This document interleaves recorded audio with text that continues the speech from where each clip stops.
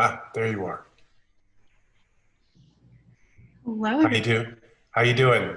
Good. Sorry, I had a couple issues trying to find the link. That's okay. Okay. So, um, I appreciate everything you've gone through to get to this point. It's been a challenge. The semester has been a challenge, to say the least, for a lot of people. And so I give you incredible recognition for making it to this point, in spite of all of this. And so I want you to know that that is certainly um, something to be taken into consideration, and you've done a great job, re- regardless of that. But on top of that, that's really something that's very admirable, and you're to be commended for that. I really appreciate it, Dr. Kingsbury. Thank you. And I really do appreciate all of the help that you have given me, all the flexibility and independence that you've given me on this project.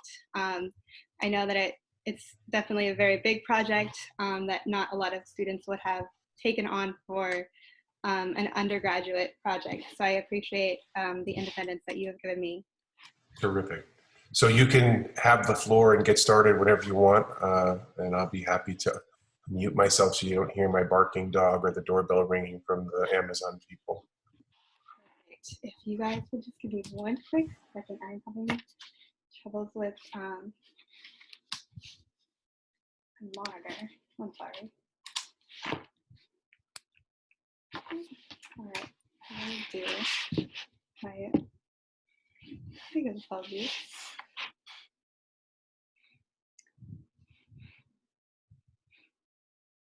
Sorry, I'm having a split screen.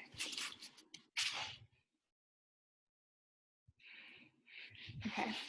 And so since we're doing this on Zoom, should I just be sharing my entire screen? Yeah, that should work just fine. You can share your screen while you're giving your presentation, and then you can just you can just deactivate that when you're done and we're ready to have any kind of discussion. Okay, perfect. I generally find, unless anyone else objects, I generally find it's for the sake of continuity and for not kind of throwing you off your game, it's better to not interrupt you in the middle with questions, but to save our questions for when you're done, and then we can ask you questions when you're ready to handle them. And that way, we won't throw you off your game by interrupting you with questions in the middle of a thought. Okay, perfect. Okay? All right, so let me go ahead and do this.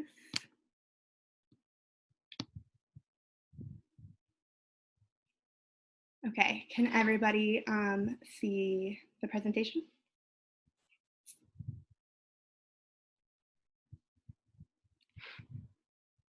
Yes?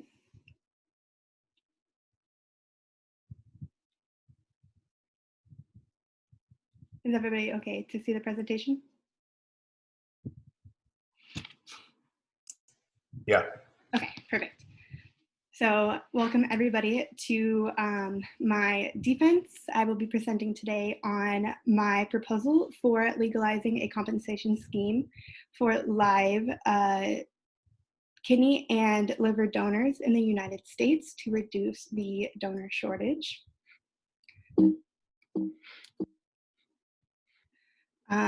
So the United States has a particular protocol for all transplants, and before being placed on the waiting list, a referral must be obtained by a primary physician who has been treating the progressive diagnoses. And then a transplant hospital will then be contacted based on insurance, location, finances, and other individual needs for the initial candidate evaluation. And at that candidate evaluation, the transplant team will be making decisions to move forward based on that program's specific criteria and standards for the candidates. And if all of that criteria is met, they are then registered on a national database operated by the Organ Procurement and Transplant Network, also known as the OPTN. So that evaluation criteria, as I mentioned, the nation has encouraged those programs to design their own guidelines for transplant consideration, and each candidate is individually screened for such. Some of these include psychosocial evaluations, life expectancy after that transplantation, compliance and adherence to treatment both before and after transplant, and organ failure caused by behavior. And another significant factor in candidacy inclusion is proof of funding for procedures of at least 20% of the surgery, and ability to maintain additional fees such as prescription medication and travel to and from hospital and other appointments. And the prices you can see here are single organ transplants such as heart, lung, kidney, pancreas, or intestines, and tissues such as cornea and allogenic bone marrow. And here, this would be the 20% patient copay. So this is what you would need to provide proof that you can afford payment up front. And you would also need to take into consideration the medication costs as well. That would also need to be paid for either reoccurring. During these would include things like immunosuppressants and other medications like anti-anxieties that go with the organ failure. Next is the matching process. As noted, once you are registered on the national database with OPTN, you will be systematically screened for donor compatibility based on blood type, tissue type, medical urgency, body size, and distance between donor and recipient hospitals. And as you can see here, the specific matching and process per organ type and tissue, the average waiting time in the United States will be variable. And here you can see, even for the kidney, these can be upwards of 2 years, if not more. Sometimes the waiting can be between 2 to 5 years. And all of that, again, will depend on the candidacy matching. So all of that is very screened systematically, but what is the problem? The number of waitlisted patients has rapidly increased. And although the transplantation is an effective treatment for patients with end-stage organ failure, there is not an adequate number of donors to supply the increasing demand. The Organ Procurement Transplant Network and Scientific Registry of Transplant Recipients has described that the waitlisted patients obviously has outweighed those numbers since 1995. And as of March 2020, there are over 112,400 patients actively waiting on the national waitlist, with only about 3,300 donors. Subsequently, because of this, about 8,000 people die each year, and about 6,000 people are removed from the waitlist because they become too ill to proceed with the procedure. This has led to patients seeking outsourcing because the number of donors is so scarce, and patients have pursued international trade markets with the mindset that it may be their only likely option for an accessible organ. According to data collected by the Global Observatory on Donation and Transplantation, it is estimated that 10% of all organ transplants are done via transplant tourism, also known as trafficking illegally. And in a 2007 report, the World Health Organization found that online packages have ranged from $17,000 to $160,000 for a kidney, depending on the country and broker. This has been described as importing and exporting countries, and India was widely recognized as a major exporting country, which has been described as a country organs from local donors are transported to foreigners through commercial trade, until 1994, when the Human Organ Transplantation Act of 1994 banned organ trade However, it is still estimated that about 2,000 Indians sell a kidney each year to foreigners. Other exporting countries include Pakistan, where an estimated 2/3 of all renal transplants performed in 2005 were on foreigners, and an estimated half of all kidney and liver transplants done in China in 2004 were on foreigners.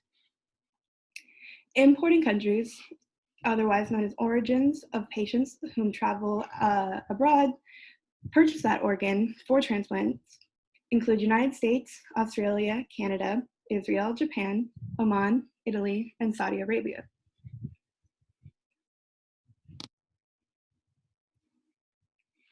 There are increased medical risks for patients that accompany international commercial transplantations because these procedures are obviously unregulated, and without having the transparency of surgical protocols, such as precise organ allocations that we have seen from the OPTN, the matching processes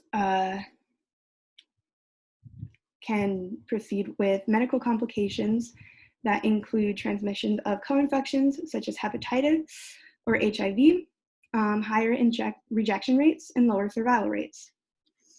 Although scarce, the research is showing that some patients are willing to risk an unsuccessful procedure with possible complications of infection or rejection rather than wait for a varying length of time while also paying thousands of dollars for alternative supportive care that does not have the same result as transplant.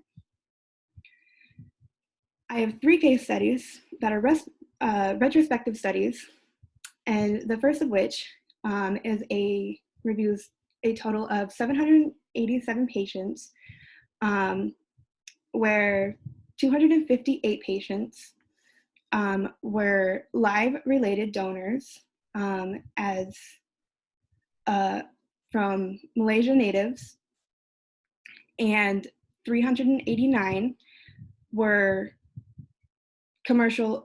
received commercial live transplantations abroad, and 126 of those received commercial cadaver donations abroad.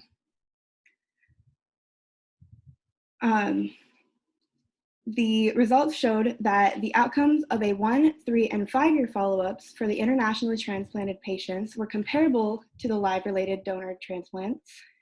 And in fact, the probability of being rejection-free within the first year was actually higher in the commercial cadaver donor and commercial live donor patients by using the Kaplan-Meier survival curve. The second retrospective study observed 10 patients who went abroad, then returned for care at University of Minnesota Medical Center, or the Hennepin County Medical Center. The primary post-operative complications included infections, with 4 patients having 6 different life-threatening infections. However, overall, the graft and patient survival rates were comparable to the patients who were transplanted in the United States between the years of 2002 through 2006. Those who were transplanted abroad had a 90% patient and graft survival rates compared to the average of 87% 2-year graft survival rate and 92.5% patient survival for those who had renal transplants in the US from 2002 to 2006. Finally, the third retrospective study identified 33 patients who traveled abroad and returned to the University of Los Angeles for a follow-up. Overall, this study determined that aside from acute infection, there was not a statistical difference in a 1-year graft and patient survival between the tourist patients at UCLA and the tourists that had a graft survival and patient survival of 89.3% and 100% respectively. And UCL patients had a 94% and 96% acute rejection rate. My apologies. The UCLA patients had a 94 and 96% graft survival and patient survival, respectively. Acute rejection rate for tourists was 30% compared to a 15.4% in UCLA patients. So, how does transplant tourism work? It begins with the recipient, typically a middle to high income individual from a developing country or from a developed country who will contact a broker, usually through the black market, and the broker will negotiate a price depending on the country the surgery will be done. From there, the broker will contact a vendor, primarily from a developing country, and tend to be of a low socioeconomic status with little education, and will offer a significantly smaller fraction of what the recipient has paid. Finally, the broker will contact the medical team, and in which they will make a negotiation, and the organ procurement process will begin, and the medical team will then take the vendor, do the donation process, and the recipient will receive their organ. It sounds fairly simple, right? Unfortunately, there are several exploitation tactics that are used by the broker, and many vendors sell their kidneys as a way to quickly access relatively large amount of money to alleviate themselves from debt or poverty. This has actually pushed many vendors farther into debt, as they have not been able to return to their employment in manual labor after their operation, or they have had to spend their compensation on receiving significant follow-up care. Further, the brokers tend to lever against how much dire need the patient is for the life-saving procedure. As seen in the table here, the cost markups between the vendor and the recipient has been estimated by the Global Financial Integrity, a nonprofit organization that analyzes illicit financial flow, and the broker has the ability to take advantage of the financial stability due to their vulnerability of suffering from an unstable and life-threatening condition. On the very end, you can see that the markups are ranging from 900% to upwards of 1,900%. In total, transplant tourism is estimated to generate up to $840 million to $1.7 billion annually, and the majority of that ends up going directly to the broker. In response to the donor shortage, Iran introduced a compensation scheme to unrelated live kidney donors in hopes to alleviate the disparity of organ supply and demand. To do this, the government pays the donor a flat rate of an equivalent of about $3,500 in Iranian currency, and private negotiations can be made in addition between the donor and recipient. But unlike the international market, these protocols are legislated to regulate that the procedures are done under a licensed physician and that all organs are properly matched with the recipient, reducing exploitation tactics and enforcing compliance standards to protect both the donors and the recipients. The outcome? After 11 years of implementing this program, the renal transplant in Iran was completely eliminated by 1999.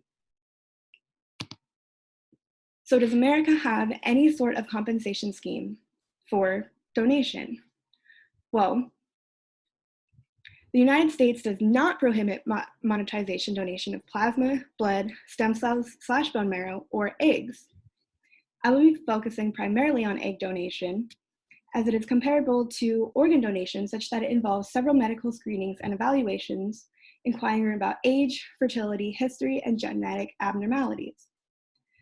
Once their medical history is approved, they are then screened for infectious diseases such as HIV, syphilis, hepatitis B and C, and their motivation for donation. This process is relatively similar to organ donation in that it ensures that the donor is medically and physiologically prepared for the donation process. The difference, however, is that egg donation is essentially a free market system. The average donor will be paid between $8,000 to $14,000, but some have received up to $50,000 depending on the recipient and if they have more desirable features for the donor.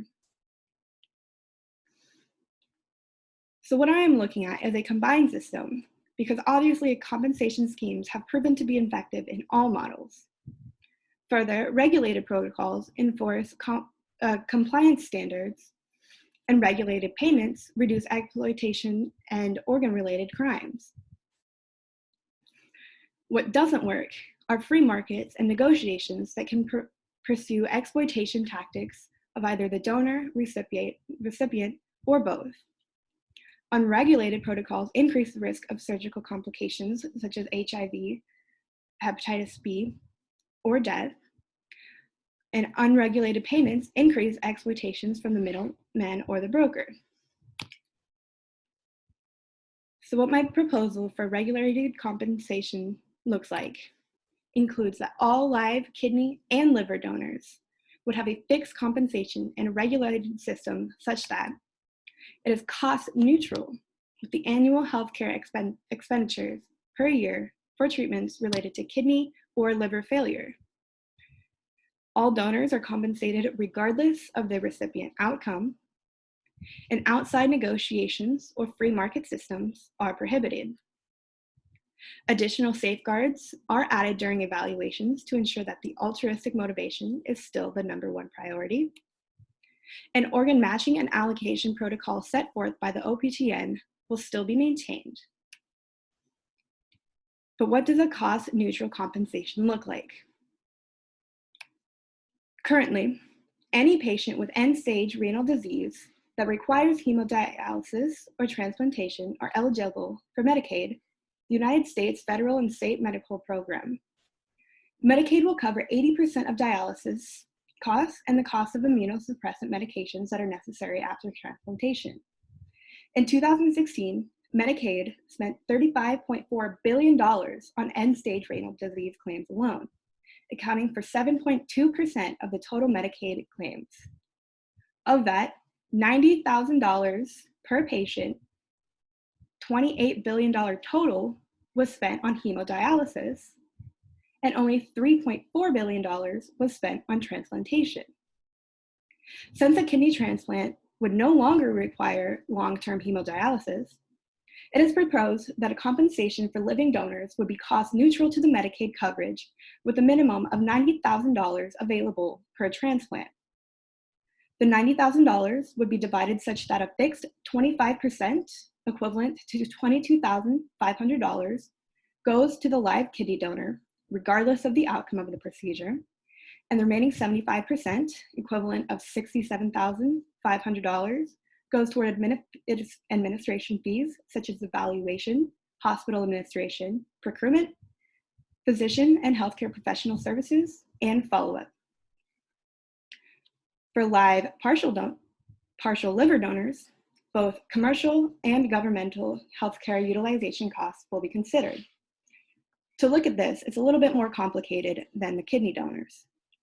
A study from 2004 to 2015 demonstrated that patients with chronic hepatitis B who also experienced decompensated cirrhosis, hepatocellular carcinoma, compensated liver disease, or liver transplant, regardless if they had commercial healthcare, Medicaid, or Medicare, had higher costs of healthcare utilization than non-CHB patients.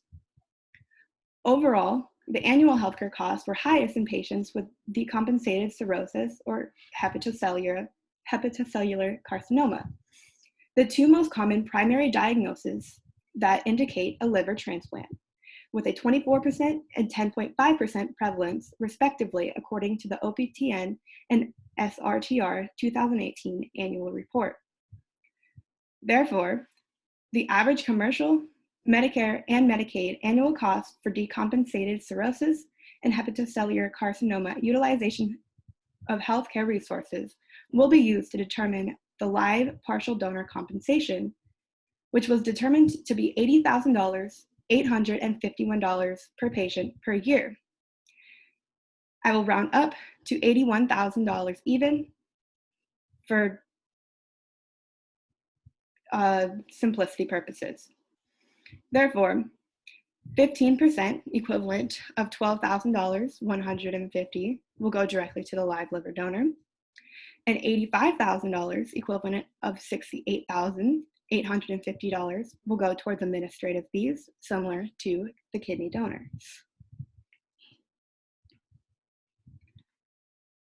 So how will maintaining altruism be done? Currently, the coverage of medical expenses is very limited to living donors. The initial evaluation will only be covered either by the recipient's insurance or the Transplant Center of Organ Acquisition Fund. And the donation of the surgery and medical costs related to the surgery is covered strictly by the recipient's insurance. All other fees that fall outside the donor evaluations and procedures, such as travel, lodging, lost wages, annual physicals, and any non-medical costs, will not be covered by insurance. Not only due to living donors needing to consider potential medical and psychological complications for undergoing major surgical procedures, but they also have to take the financial risk in doing so. A 2015 study at Johns Hopkins School of Medicine interviewed 42 live kidney donors to assess their non-reimbursed costs during evaluation and donation, and their totals ranged from $40 to $21,698, with the median cost being $1,850. The greatest area of non-reimbursed costs was from lost pay at a median cost of $1,750 and lodging at $450.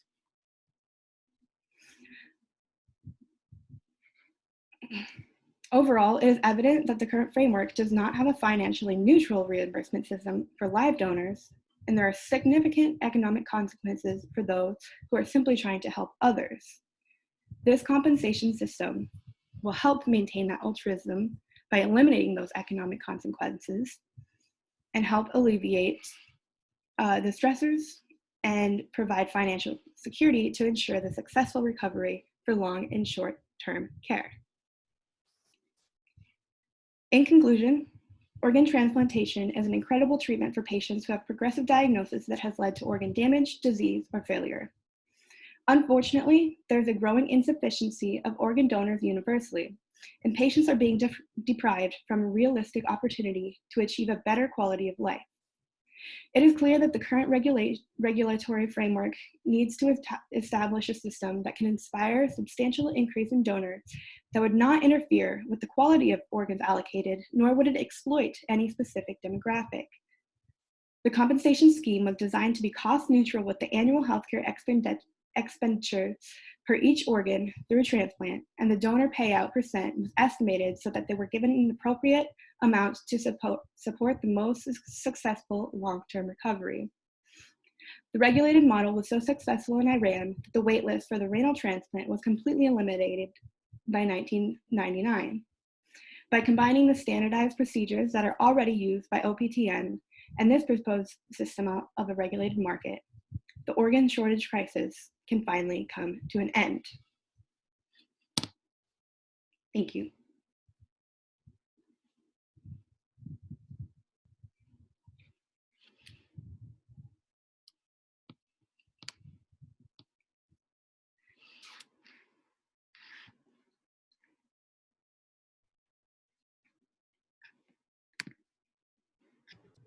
Do we have any questions? Can I ask a quick question? Starla, excellent job. Thought it was awesome. What a cool topic for the thesis. I just had a quick question. So on the national wait list, what are the more popular organs to be waiting for, and does it is 50% of them a kidney, or so actually 80% of the wait list is kidney, and then 17% is liver. Wow. Yes. So that's why a big focus of this project was kidney and liver, because live donors are able to transplant. And it's just a follow-up to that.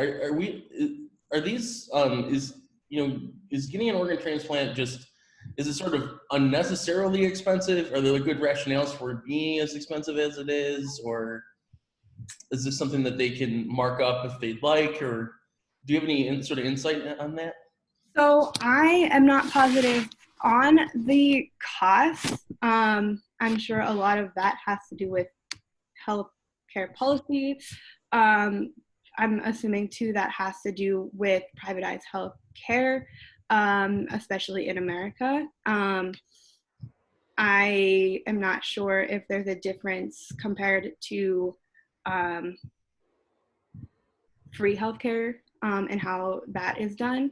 Because even when I was looking at the cost for the expenditures for liver, it was difficult because a lot of that is privatized healthcare. And so when I took away the Medicaid, that makes a big difference. So since America is one of the few countries who uses privatized healthcare, it's difficult to compare the costs because we have such a different system. Okay. Thank you. So, Starla, I have a question, and you did a great job. I would have a question and a comment. A comment is that you mentioned free healthcare, and I would respectfully say there's no such thing as free healthcare. There's universal healthcare, but it's not free. Somebody's paying for it. Right, right. That's an obligation that a society takes on, and the financial model is certainly different. The costs tend to be more efficient, not always. But the notion that it's free is not is not correct. Somebody pays for it still. And I know you know that, but it's important. Yeah, right. To sort of, I couldn't think of the correct. It's important to articulate that. Yeah. The question I have is, and you showed in the beginning the average copay, and I'm assuming that's in the United States. And so my question would be, what do you think about a system where the average copay is $200,000? How many people do you think are able to come up with a $200,000 copay? So yeah, that was a big thing too that I had to consider, was that most people who are being put on the wait list too have to be in the middle to upper class anyways, unless they, even people who are using Medicaid, they still have to provide that 20% fee. So if you're not able to do that, then you're not even going to be considered for a transplant. And even if you're using hemodialysis, even that only covers 80%. So there's definitely a disparity for those patients. So I apologize if I'm going off topic of your question, but even that might lead patients to think that if they start to have an organ failure, that's it, that even a transplant's not an option because of the cost. And so looking at it, even for a kidney, that 20% copay is $82,000, upwards of $83,000, and that's not including the cost of medication, which is upwards of $30,000. And then that's on top of, are you receiving hemodialysis on the side until you get that transplant? Right. No, I agree, and I think that this is an issue that's a corollary to your presentation, not directly a part of it, and not in any way a criticism of your presentation. But I think an important thing to think about is the disparities that exist in the system, not just in terms of the availability of tissue and compensation of donors, but rather the disparities in terms of opportunities for recipients and in terms of economic disparities. Yeah, one thing that I was interested in looking into, I'm not well diverse in economics, but I was interested in looking into if there was an increase in supply, how that would affect like a supply and demand curve, and how that would potentially affect costs, and if that could bring costs down for procedure. So that could be something I could look into, if an equilibrium of costs would be brought down. Terrific. Thanks. Starla, if I can jump in, I have two questions for you. So first, I wanted to echo what everyone else has said about how wonderful your presentation was. Really great content, awesome visuals, really a joy to watch. So I have two questions for you. My first question is, the current proposed plan that you just presented to us, do you see that as fully replacing the current ways that patients go about acquiring organs, or would this be something as just a second option that people could have? So you could have people still on traditional hospital transplant lists, but then have this as a secondary option? Right. So I think it can be definitely a secondary option, because I know that people are still working for stem cell research. I know people are working on synthetic pancreas, and that can help. This program is to help with this shortage. It's not the only option. I know that people are working on the xenotransplantation, and it's not, this isn't to monopolize the system. It's to work together with healthcare so that it's giving patients the full opportunity to receive optimal healthcare. If this is a gateway to maybe open up some opportunities, then that's it. I don't want a program that will take away other opportunities that may be better. But if this, like I said, this could be a gateway.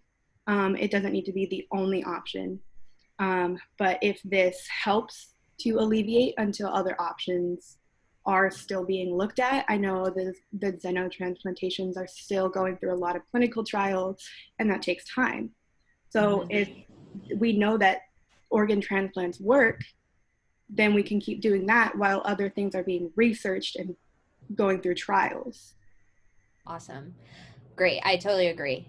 One other question I had for you. So obviously with this idea of like monetizing body parts, bioethicists sort of grapple with issues like this a lot and probably have a lot of things to say about it. So if you were to present this proposal to, say, a panel of bioethics folks, what types of issues do you think they might think of, or things that might strike them? And then what would be your reaction or answer to sort of assuaging their fears, if you will?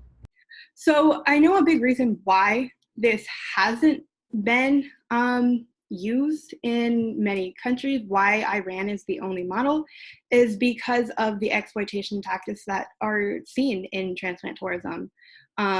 Is it a option for patients to think that, oh, maybe if I go through this process, I'm going to earn $22,000 just in a week?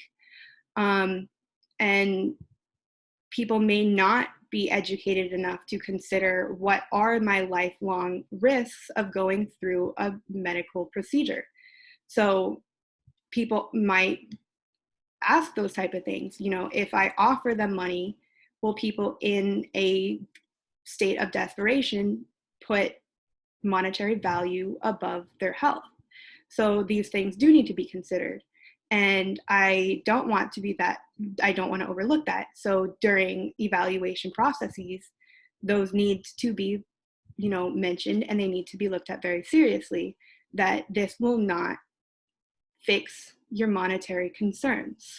As I mentioned in the transplant tourism scenario, many of those people who go in with that mindset end up leaving in a worse financial situation because they end up having to spend that money on more medical procedures, or they can't return to their regular daily life because they didn't think properly ahead. And so this, the monetization isn't supposed to save your life. It's not supposed to change your life. It's because you're supposed to be a donor for the altruism. Even if you're doing it for your best friend, it's supposed to be a financial security in case of any complications. It's not supposed to buy a house. It's not supposed to buy a car. It's supposed to be a security for you to be doing the donation. Awesome. Thank you. I have no other questions. I just out of plain curiosity, I'm sorry, I won't ask any more questions after this. But what's the penalty for doing this? If you do it the touristic way? So there was an act implemented by the World Health and OPTN, and it has, I'm not sure on the exact restrictions, especially if it's with the UN.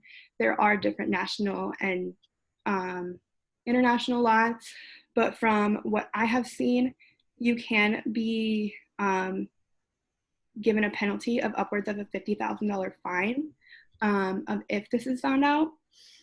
And that's from what I have seen so far. But it's not, the difficulty with this is that it's not it's similar to like drug trafficking in a sense, but again, it's not affecting hundreds of people. You're not trading it out. Nothing's being altered. It's two people who are making these voluntary decisions. And so it's looked at in a really different type of criteria. And where it gets difficult is the medical practices that are done. It's malpractice? Is it malpractice? Are they licensed physicians? And the problem with the case studies too is that there's limitations knowing who did these practices. They aren't documented. And so there's a lot of subjective biases of the reports of them. And when the patients come back and they say that they're physicians, there's no way to prove that they were licensed physicians. You don't know what are those medical protocols. So there's a lot of unknowns that go into it. That's interesting. Very cool. Thanks so much, Tyler. Hi, Starla. Thank you so much for your incredible research. This is an area that actually is personally relevant to me. I have lost a family member from renal failure, so this was a poignant presentation to experience. Can't thank you enough for it. I am wanting to follow up a little bit more on the bioethics kind of lean into your work.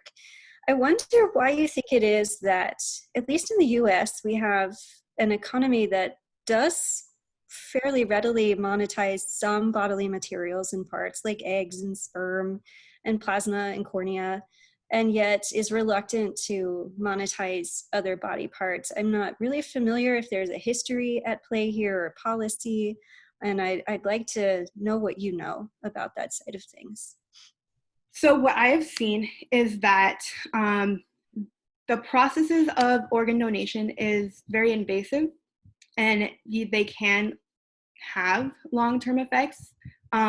With kidney donation, there is the risk of potentially needing an organ transplant later in life. Having one kidney can lead to that kidney being inflamed, and you end up needing a kidney transplant later down the line. So it ends up being a full circle, where an egg donation is a lot less invasive.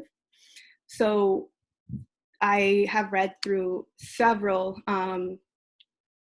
court studies even where there's been board of surgery where they've argued for it, but then it's gone back and forth of them saying that they don't want to push for it in the case that donors are not considering these risks, because even bone marrow donation, it's just essentially using a needle and pulling some the bone marrow out, and that's pretty much it. There's just greater risks to it, and there's just a lot of difficulties knowing, are you really doing it because you're trying to help somebody, or are you doing it because you want the money? And so whether or not you should be one to judge somebody for making that decision, that's difficult to decide. But it's also difficult because this can save people. So there's a fine line of making the decision of, this person voluntarily wants to donate, and whatever their underlining decision is, they still came, they're telling you that it's voluntary. So it's hard to argue where the ethics lie, because at the end of the day, the transplants are being done, and if it can reduce that organ shortage, then are the ethics better to reduce that shortage? And if somebody wants it for the money, but they're still getting optimal healthcare here, instead of it ending up being, an unregulated surgery from potentially somebody who's not licensed, it's a really difficult argument. So when money is involved, it's hard to say what they're going to do with it. essentially.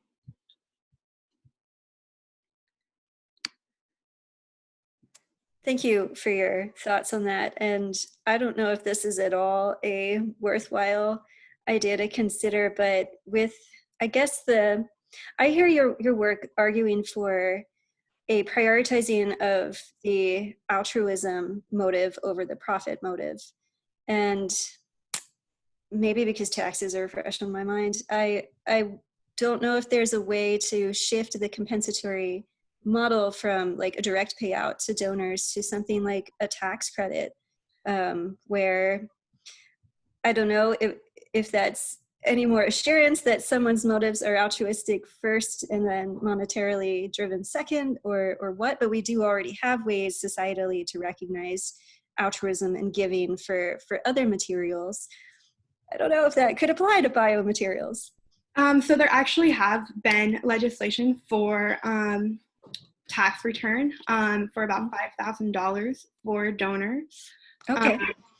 And that's been going back and forth as well, because that then goes against the current legislation for being compensated as a donor. And that can work. But again, it's on the same pathway. You're still being compensated at the end of the day. So are you donating to knowing that you're getting your tax return at the end of the year? So it's essentially the same model. And that's why my proposal is, if you're ultimately going to do it knowing that there's going to be a compensation, make that just a recognized legislation. Have everything regulated, have paper signed, have it be done with the proper people who are able to regulate these legislations, who know how to do the numbers, who make it legal, and that you know what you're doing, and essentially that the money can be returned back to your procedures, and in the model that it's the 25 to 75% for kidneys and the 15% to 85% for liver, that 75% of the money is going back into medical need. And so that money is being cost neutral, and it's going back into healthcare.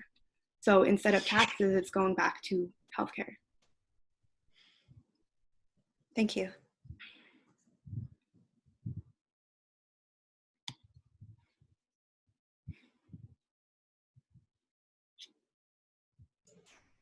Anyone else? I think you're off the hook, Starla. Cool. So normally at this point, if there are no more questions, we would ask, Professor Edmonds and I would ask everyone to leave the room, and we'd confer for a few minutes and then have you come back in, Starla. It just occurred to me that if we do that and you leave the meeting, it probably ends. I think we can try it, and if you log out and Professor Edmonds and I are still here, that'd be great. If not, we can communicate by email. Does that work for you? I know what has worked in the past is putting me in a break room. I don't know if you guys have worked with any of your classes putting students in a breakout room. I have not, and I don't know how to do it. So I don't see. I'm looking at my menu. I don't even see the breakout room on the menu here. Starla, you're the host for the meeting, right? Yeah. Okay. Is there a way? Well, because you're the host, you might not be able to leave without the meeting going out. Right. So I might need to try, but I think the breakout rooms are only available through the host account. Starla, you should have some menu options for breakout rooms. Can you put yourself in a breakout room, Starla? Yeah. Let's see.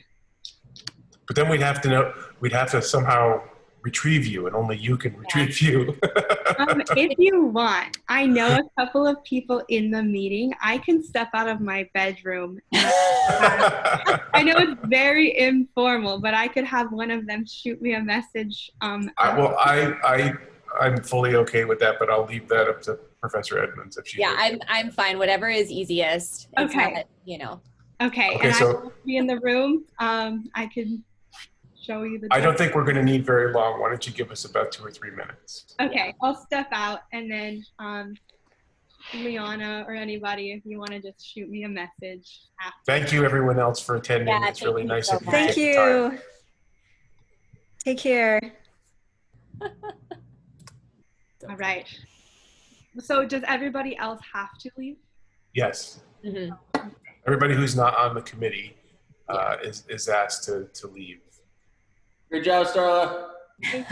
Thanks, I'll Dr. see you B. next week in MedChem. Okay, sounds good. I'll contact you later. All right. And then I guess, is it okay if Liana would stay so she can let me know, or should I just come back? Just come back in like 2 minutes. Yeah. Okay. Yeah. All right. I'll be It's back. I mean, it's a formality. We just have to say that we Okay. did this. That's all. Yeah, exactly. Okay. I'll be back then. Okay.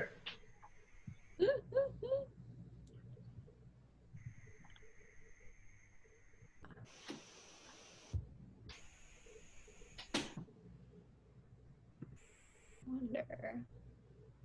I think there's a couple other I was people gonna that say, I did. see 2 of the Martin family and Martin 2. Yeah. Sorry, Martin family and Martin too. Everybody has to log out. Sorry. Yeah. If you guys can just leave the yeah, there you go. There's The that Zoom one. thing. Perfect. And then try to do just one more. I hope that's not. I mean, maybe that one's not being attended. Oh, there it There we goes. go. Okay. Perfect. So, thank you very much for your help with everything Oh, and for helping absolutely. Starla. And I think she did a great job. I think There so too. were a few little a few minor glitches, but nothing that I would even make her or ask her to revise. I'm fine with what she's with the final draft that she's ready to submit to Barry. Oh, same As long here. as I you are. think, yeah, and especially the more recent revisions we've gotten in the past 2 weeks, I think are so much stronger than Yeah. even her first revision. So Right. I think she's demonstrated like substantial like growth in the writing and just sort of conceptualizing the project, the visuals, Right. like the tables, map, like that all looks great. So Right. I think she's a definite pass in my book as well. Oh yeah, for sure. I mean, she's an A grade and a definite pass. Awesome. I think what I'll do is I think I forwarded to you guys the Barrett sort of revised procedure Mhm. for this semester. So what I'll do is I will send the email to Barrett saying that you and I have spoken and we agree that she should pass it, and I'll copy you on it. Okay. And so then you'll have a record and you can chime in if you want to, so they know that we both agree and all that kind of stuff. And then I will Starla just has to post the final draft in the digital repository. She should probably it would be good. I think they allow them to upload more than one file. It'd be good if she uploaded the PowerPoint presentation as well. Oh, sure. Yeah. I know sometimes in the past I've had a few students who had trouble uploading more than one file, but I think they've resolved that issue. Okay. But yeah, I think she did a great job, and I'm So too. frankly incredibly impressed with what she accomplished over the past month. It's amazing. Oh, I am as well. Her project also just has a complexity to it that really exceeds what I've seen in a lot of other senior theses that I've done. And so I'm so pleased to see that she's, looking at it from so many different angles and sort of melding together, various lines of evidence. Yeah. So it was a great project. Right. So she should be really proud of it. Yeah. Fabulous. So I'll take care of that as soon as we're finished. I'll send this stuff to Barrett when she comes back. We can remind her to upload it to the repository, and I think that'll take care of it, and I'll get her grade submitted. Wonderful. And you don't need me to sign the signature page that she sent? No, if you look at that thing that I sent you and Starla like maybe 20 minutes ago, right before we started. It says just send us don't bother with the signature title page, just send us an email. And so that's what I was going to do. I was just going to send an email to that address and copy you on the email, and that should satisfy what they're asking for this year. Awesome. Perfect. Now we can wait awkwardly for her to come back. I know. I was going to say, she gave us a very generous, like 2 to 3 minutes. So, good gracious. Are you still teaching this semester, or are you? I am. Yeah, I am. Although I have, as you can see by my palm tree background, I have one of my children home from school because their school went online too. So I lost my home office, and so I'm in the dining room, spending most of my time. So I've created various backgrounds so people don't have to look at my dining room, or hear the dog barking and all that kind of stuff. It's been such a shift. I don't know. It's interesting. Every time I log into Zoom, almost without fail, somebody knocks on the door, or there's a delivery, or the dog barks, or some crazy thing. Right. So it could be silent all day, but the minute I log onto Zoom, it's like chaos. I know. Oh my gosh. It's I feel you on that. So. Have you done live classes in Zoom? No, so I actually was slotted to teach my classes all online this semester, and so I got off easy because my classes were already meant to be online. Right. But I'm teaching over the summer, which has been moved to online, and then I have a fall in-person class that our department wants me to develop online as well. So, oh yes, you can come back, Starla. Come on back in, Starla. We're just chit-chatting now. Yeah. I wasn't sure. I kept hearing you talk, so I wasn't sure. No, you did a fabulous job, and we both agree you did a fabulous job. Yeah. And we'll take care of, as soon as we log off, I will send the email. I don't know if you had an opportunity to read. I sent you something like maybe 20 minutes before we started. Yeah. From I Barrett. remember it the first time you sent it to me. So I didn't submit anything the first time because that's like the final submission. Yeah. So you can submit now both your final draft and the PowerPoint that you gave. You can submit both of those to that digital repository, and I included the link that Vera sent us for that. And then I will send the email to Barrett, and I'll copy Professor Edmonds saying that we agree that you should pass, and I will enter your grade of A in my ASU for ABS 493. Okay. All right. Do you have any questions? So you don't want any more revisions on my draft then? I think there's some minor issues, but they're mainly, they're very subjective. And to be quite frank with you, not everybody, there are things that I might change that Professor Edmonds might not change. And I don't think it's worth, at this point, given all you've been through this semester, I don't think it's worth us negotiating through you how exactly we want everything worded in the final analysis. I think you've done a remarkably good job. There's some minor things that stylistically that I might have done differently, but that's okay.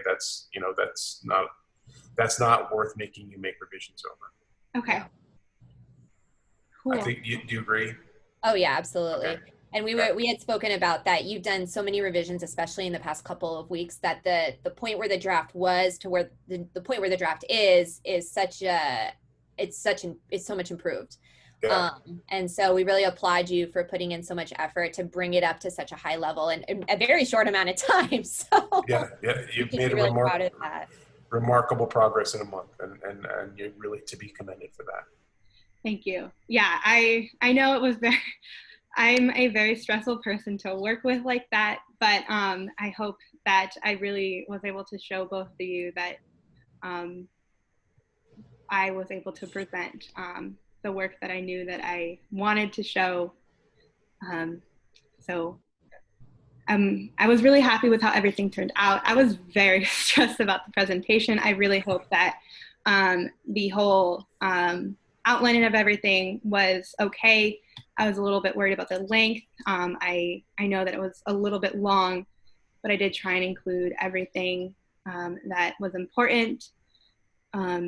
And I hope I think you did a really good job. The presentation was really good.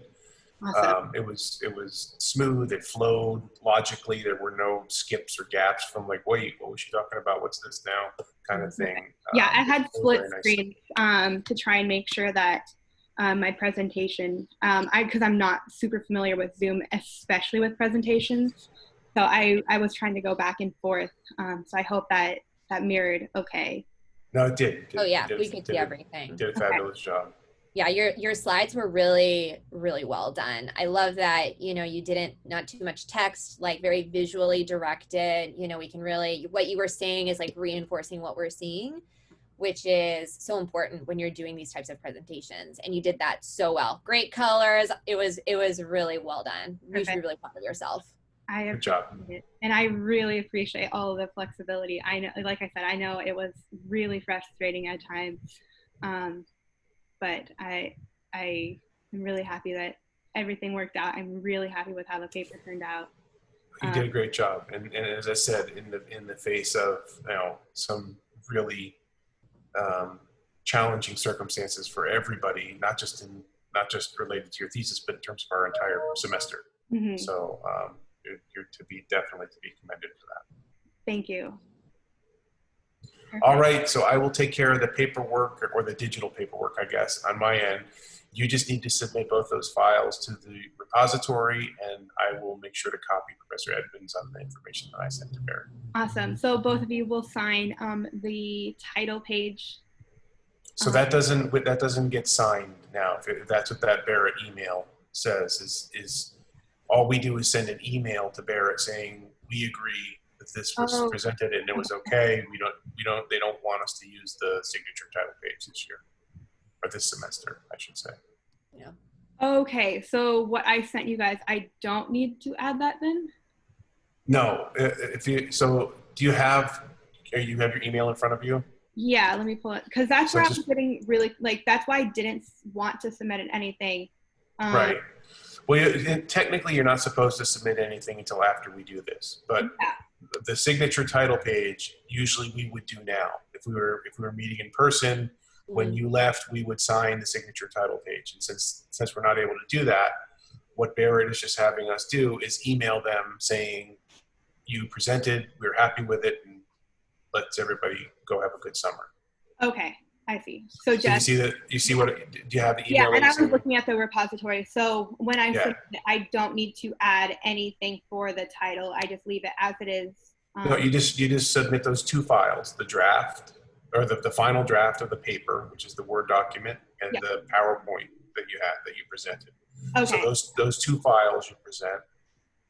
The signature title page you don't need to worry about. We'll take care of that in our email to Barrett. Okay, perfect. That makes a lot more sense. That's their instructions. If there's any issue with that, then we'll deal with it. But that's what the instructions are that I got from them. Yeah. Okay. Okie doke. Awesome. Well, all right. Thank you. Thank you. Yeah, guys. thank you guys. Good job, Starla. All right. Thank you so much. Great job. Take care. See you later. You as well. Bye-bye.